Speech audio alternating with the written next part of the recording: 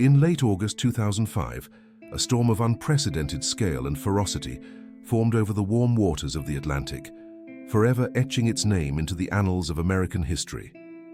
This was Hurricane Katrina, a meteorological monster that would become one of the deadliest and most destructive hurricanes ever to strike the United States. Its story is not just one of wind and water, but of human vulnerability, systemic failure, and the enduring spirit of a city that refused to be washed away. The tragedy of Katrina unfolded in a series of catastrophic events, exposing deep-seated issues of poverty, racial inequality, and inadequate infrastructure, leaving a legacy that continues to shape disaster response and urban planning to this day. The storm's journey from a tropical depression to a Category 5 behemoth and its subsequent landfall on the Gulf Coast is a harrowing tale of nature's power and a nation's struggle to cope with a disaster of its own making. The genesis of Katrina began on August 23, 2005, as a confluence of a tropical wave and the remnants of a prior tropical depression over the southeastern Bahamas. Initially, it was a disorganized system, but the exceptionally warm waters of the Gulf Stream provided the perfect fuel for rapid intensification. By August 24th, the National Hurricane Center designated it Tropical Storm Katrina. Its first landfall occurred on the evening of August 25th, when it crossed the coast of South Florida as a moderate Category 1 hurricane. While its impact on Florida was relatively minor, causing some flooding and power outages, this was merely a prelude. As Katrina moved westward into the Gulf of Mexico, it entered an environment prime for explosive development. The sea surface temperatures were several degrees above normal, and the storm encountered a pocket of deep, warm water known as the loop current. This superheated oceanic fuel, combined with low wind shear, allowed Katrina to undergo a period of breathtakingly rapid intensification. Over the course of just 2 days, from August 26 to August 28th, Katrina transformed from a tropical storm into a terrifying Category 5 hurricane. Its pressure plummeted, and its maximum sustained winds roared to a peak of 175 miles per hour. The storm grew into a colossal cyclone, with its hurricane-force winds extending over 100 miles from its center. On satellite imagery, it was a perfectly formed, monstrous swirl of clouds, a terrifying spectacle of nature's raw power. The forecast track became increasingly ominous, with the storm taking a direct aim at the Louisiana and Mississippi coastline. The city of New Orleans, much of which lies below sea level and is protected by a complex but aging system of levees, was directly in the crosshairs. The dire warnings issued by the National Hurricane Center were stark and unprecedented, with forecasters predicting devastating damage and describing a storm that would leave the coastal region uninhabitable for weeks, perhaps longer. As the behemoth churned toward the coast, a sense of dread enveloped the region. On Saturday, August 27th, Mayor Ray Nagin of New Orleans issued a voluntary evacuation order, which was upgraded to a mandatory evacuation on the morning of Sunday, August 28th. He famously warned that the storm would overwhelm the city's levee system and declared the Superdome, the city's massive sports arena, as a refuge of last resort for those who could not leave. The ensuing exodus created massive traffic jams, with highways leading out of the city clogged for miles. However, a significant portion of the population, estimated to be over 100,000 people, remained. These were disproportionately the city's most vulnerable residents, the elderly, the sick, and the impoverished, many of whom lacked personal transportation or the financial means to evacuate. For them, there was no escape.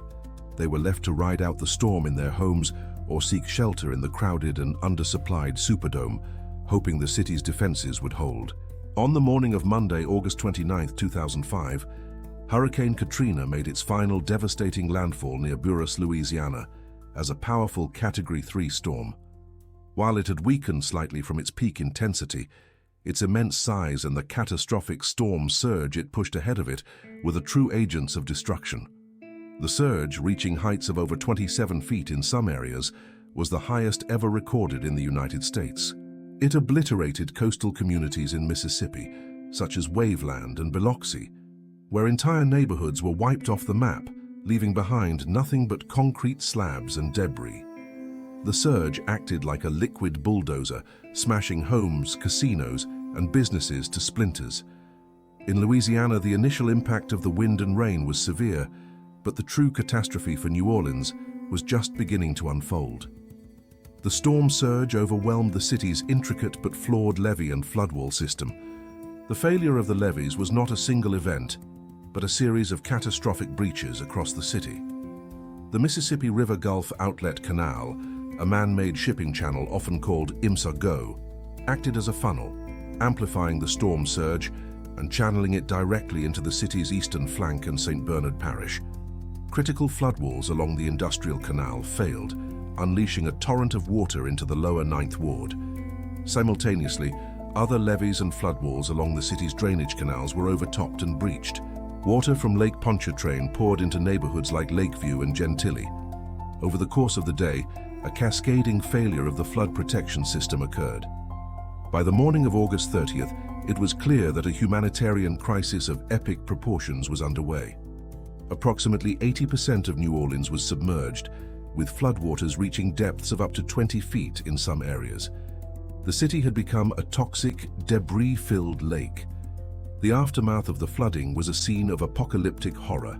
Tens of thousands of people were stranded on rooftops, in attics and on isolated patches of high ground, desperately signaling for help. The infrastructure of the city had completely collapsed. There was no power, no clean water, and no communication. Emergency services were overwhelmed and in many cases completely incapacitated. The initial response from local, state, and federal authorities was widely criticized as slow, disorganized, and inadequate. The world watched in horror as news channels broadcast images of desperate citizens, many of them elderly and African American, begging for food and water. The Superdome and the New Orleans Convention Center, which had become de facto shelters, descended into chaos and squalor, lacking sufficient supplies, sanitation, and security. Reports of violence and lawlessness, some later found to be exaggerated, added to the atmosphere of fear and desperation. The rescue efforts that followed were heroic but chaotic. The U.S. Coast Guard conducted an unprecedented number of airborne rescues, plucking thousands of people from rooftops. A flotilla of private boats, dubbed the Cajun Navy, converged on the city, with ordinary citizens risking their own lives to save their neighbors. However, the scale of the disaster dwarfed the available resources.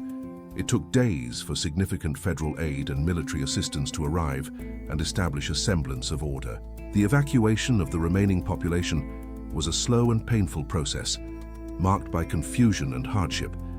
The scenes of suffering and government failure shocked the nation and the world, exposing a deep chasm between the promise of American power and the reality on the ground for its most vulnerable citizens. The disaster laid bare the stark realities of racial and economic inequality, as the communities hit hardest were predominantly poor and black. In the end, Hurricane Katrina was responsible for over 1,800 deaths, making it one of the deadliest hurricanes in American history. The economic toll was staggering, with estimated damages exceeding $125 billion, the costliest natural disaster on record in the United States. The storm displaced more than 1 million people, scattering them across the country in the largest internal displacement since the Dust Bowl of the 1930s. The long-term recovery has been a slow and arduous process.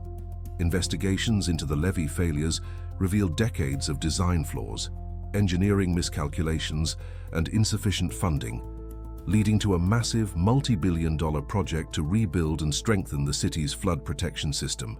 The demographic landscape of New Orleans was permanently altered, with its population still below pre-Katrina levels, and a significant shift in its racial and economic composition.